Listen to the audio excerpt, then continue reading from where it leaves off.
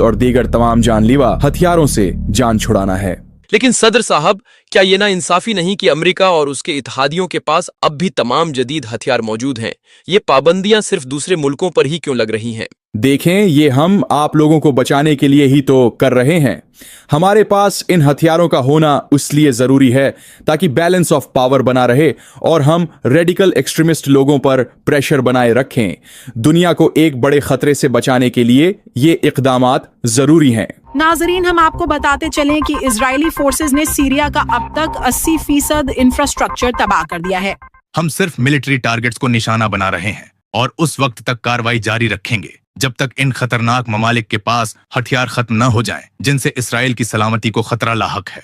अगर इसी तरह जदीद हथियार खत्म होते जाएंगे तो हम फ्यूचर में तलवारों से लड़ेंगे क्या? हम आपको बताते चलें कि सऊदी अरब की बंजर जमीन अचानक जरखीज होने लगी है और वहां सूखे पहाड़ अब सरसब्ज और शादाब होने लगे हैं। ये देखकर साइंसदान भी हैरान हैं। मुझ जैसा अमीर अरब कोई नहीं। देखो, वो ऊंची बिल्डिंग मेरी है। अरे, मेरी इमारत तुम्हारी वाली से भी बड़ी है। मैं तुमसे भी ज्यादा अमीर अरब हूँ। नाजरीन, हम आपको बताते चलें कि दरियाए फुरात मुकम्मल तौर पर खुशक होता जा रहा है। वहाँ सोने के ज़खायर डिस्कवर हुए हैं जिसकी तहकीकात जारी हैं। ये मेरा सोना है, तुम इसे नहीं ले सकते। नहीं, ये मेरा सोना है।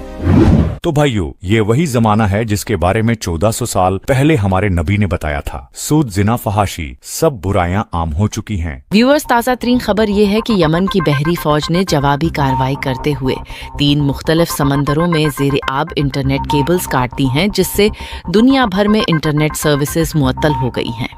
जिस तरह से वायर्स को काटा गया है, इसको ठीक करते हुए कई हफ्ते लग सकते हैं। एक और ब्रेकिंग न्यूज, कैलिफोर्निया में सैटेलाइट इंटरनेट कंपनी स्टारपिंग के हेडक्वार्टर्स पर बड़ा हमला हुआ है। इस हमले के बाद पूरी दुनिया में इंटरनेट मुकम्मल बंद हो चुका है। हम अपने किसी सैटेलाइट स्टेशन से राब्ता नहीं कर पा रहे। हम इन लोगों से जरूर बदला लेंगे। नाजरीन, अमेरिका ने मजीद 2 बहरी बेड़े मिडल ईस्ट की तरफ रवाना कर दिए हैं। शदीद जंग शुरू हो चुकी है। कई ममालिक इस जंग का हिस्सा बनते जा रहे हैं। अब हम ये ऑफिशियली तौर पर कह सकते हैं कि वर्ल्ड वॉर 3 स्टार्ट हो चुकी है। नाजरीन, एक और ब्रेकिंग न्यूज। 1945 के बाद पहली बार एटमी हथियारों का इस्तेमाल किया गया है। हर तरफ सिर्फ तबाही दिखाई दे रही है। अब तक कई बड़े मुल्क इन न्यूक्लियर धमाकों के बाद मुकम्मल राख बन चुके हैं। नाजरीन, 5th वॉर जनरेशन के तहत साइबर अटैक्स में शदीद तेजी देखने को मिल रही है। लोगों के मोबाइल फोन तबाह होते जा रहे हैं। इस तरह के अटैक्स कुछ साल पहले भी हो चुके हैं। 2024 में इसराइल ने लबनान पर एक बड़े पैमाने पर पेजर्स अटैक लॉन्च किया था, जिस